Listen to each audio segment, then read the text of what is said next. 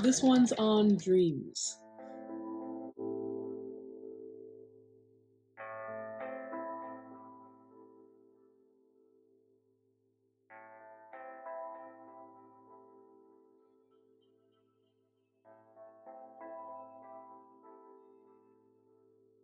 According to a study with over 5,000 people involved, the most common dream among both men and women is that your spouse is having an affair.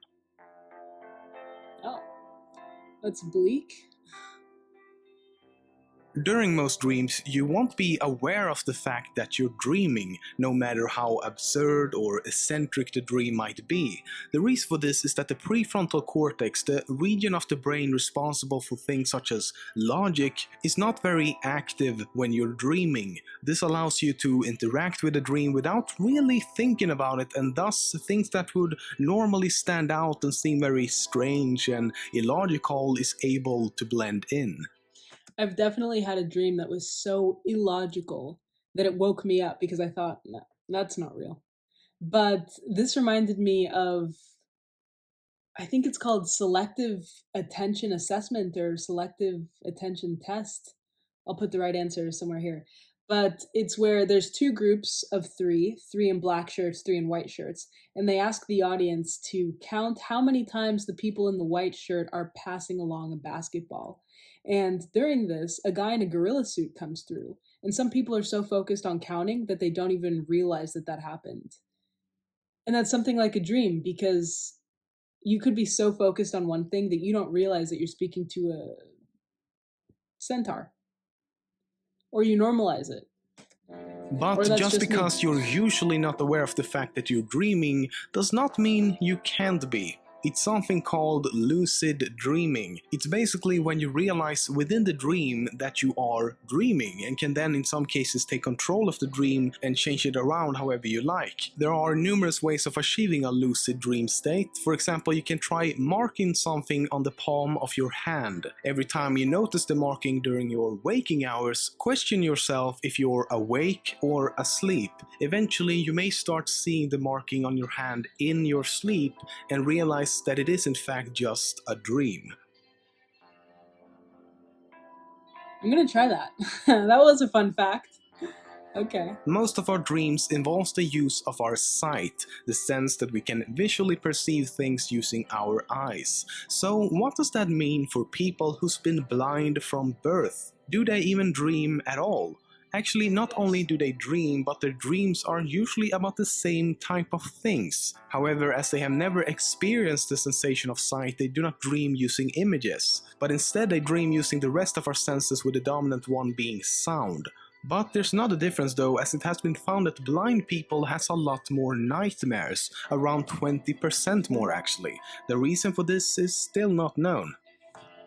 I've heard that one before, that blind people have more nightmares, and I wonder if it's due to, and this has absolutely, there's no scientific basis for this idea. I've never read into it or looked into it. But I wonder if that has to do with the brain's interpretation of sound without visuals, because I could imagine that some sounds might be frightening if you can't see what they look like. And a blind person, of course, will know that, oh, that's the sound of a garbage truck or that's the sound of a drill. But maybe if they haven't seen it and they just hear it, it could manifest itself into a nightmare. But I know that my perception of this is obviously going to be limited as I have sight. So if you have any other ideas as to why, let me know. Most other animals can dream as well. Humans are pretty average dreamers at best, while dolphins experience quite minimum time of dreaming. Opossums and armadillos though are among the most prolific dreamers. A lot of ideas and inventions actually came to people while dreaming. To name a few, the sewing machine, the theory of relativity by Albert Einstein, Google, the periodic table, insulin, and X-ray vision. X-ray vision. Most dreams occur during something called REM, or rapid eye movement sleep, that occupies about 25% of the total time you're asleep. During this stage of sleeping, you're basically in the deepest sleep possible. But something interesting happens when you're in this REM stage. Your body becomes almost completely paralyzed. This is so your body won't act out your dreams while you're sleeping. A very scary side effect of this, though, is that if you're suddenly woken up from this stage of deep sleep, there's a chance of you experiencing something called sleep paralysis. It's a phenomenon in which you are Yes. completely awake, but you're still unable to move.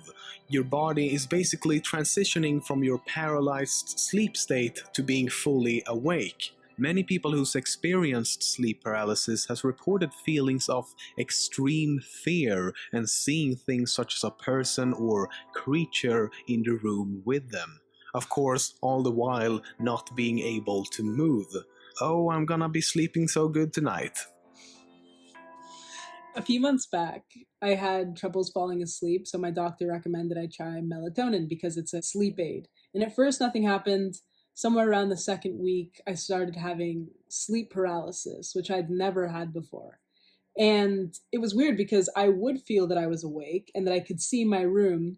I have a neighbor, the kid is always playing the drums. I could hear the drums, but I couldn't get myself out of that state. It was so odd. And then I looked up ways to try and wake yourself up from sleep paralysis, and I never figured it out. Some people are like, try wiggling your toes. I couldn't wiggle my toes. If you've ever had sleep paralysis and you figured out how to wake yourself up, let me know. But needless to say, that was just replacing one problem, which was not being able to fall asleep, with another, sleep paralysis. It wasn't worth it to me. I absolutely stopped taking melatonin. In cases when REM sleep isn't working as it But check with your doctor if it's right for you. should and doesn't actually paralyze the person, people start acting out their dreams in real life while sleeping, aka sleepwalkers. There have been many reports of people doing crazy things while sleepwalking, such as jumping from a building to their death, having sex with strangers, burning down their house, and drawing paintings which they have no recollection of later when they wake up. So what's the cause of our dreams? What is creating them? Turns out we actually know this one. It's a chemical our brains produce while we're asleep called dimethyltryptamine. Yeah, that's right, I spent half an hour to be able to pronounce that shit. I mean, look at it. It's like they took the alphabet and thought, how can we fit every single character into a word? And then they just put an uppercase D at the front and gave up halfway through. But this chemical or drug can actually be produced synthetically, and when ingested produces some serious hallucinogenic experiences, often completely losing touch with external reality. It's also appropriately called the dream drug. But why do we dream? What's the purpose of dreams? Well, no one knows for sure, at least not yet.